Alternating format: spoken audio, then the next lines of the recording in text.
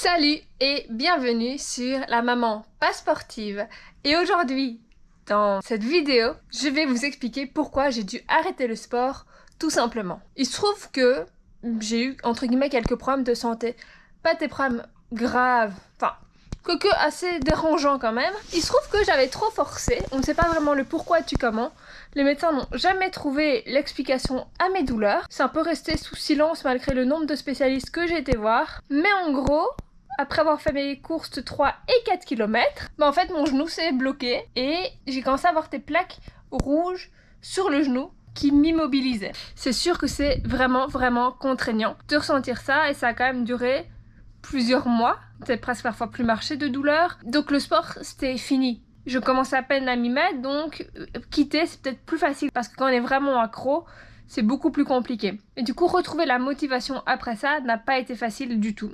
Surtout qu'après, enfin plusieurs mois après, je suis tombée enceinte. Et là, miracle, les douleurs sont parties. Car oui, avec les hormones de la grossesse, il y a beaucoup de choses qui changent dans le corps. Et certaines douleurs que l'on avait disparaissent et d'autres qu'on n'avait pas apparaissent. Bah oui, on n'a rien sans rien. Et je touche du bois parce que les douleurs ne sont pas encore revenues. Parfois un petit peu, mais pas plus que ça. Et franchement, ça me fait un bien fou de pouvoir nous voir tes projets à ce niveau-là. Mais on va pas se mentir, on va être sincère entre vous et moi. Quand on commence le sport et qu'on doit déjà arrêter, parfois on se dit ouais, c'est peut-être un signe.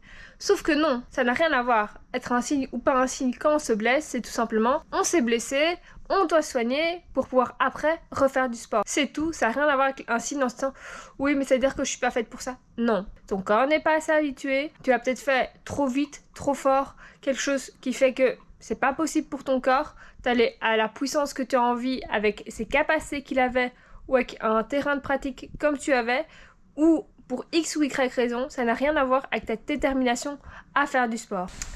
Mais donc même si c'est compliqué de se dire oui maintenant comment je vais refaire pour me remettre au sport, faut avoir un déclic, faut avoir la chose qui dit ouais maintenant c'est bon, j'y vais, je recommence et je vais tout défoncer. Et là avec le demi-marathon des sables, je voulais le faire. J'avais vraiment envie. Du coup, je me suis pas dit oui sur un coup de tête, je vais le faire. Je me suis d'abord mis comme défi sportif les 20 km de Bruxelles. Et il y en a qui m'ont dit oui mais ça va être trop compliqué, etc. Pour moi non. Parce que je me suis dit, si je fais les 20 km de Bruxelles, c'est un bon entraînement pour le demi-marathon. Ce n'est pas ma finalité, les 20 km. C'était un bon entraînement pour montrer à tout le monde que j'étais capable de le faire. Alors toi aussi, trouve tes objectifs et trouve tes plus petits objectifs à faire avant pour te prouver qu'en fait, oui, tu sais le faire, tu en es capable. Dis-moi en commentaire si ces vidéos d'encouragement et de motivation te font un effet et comment toi, t'as réussi à changer ta vie dans ce que tu croyais de base impossible suite à une blessure.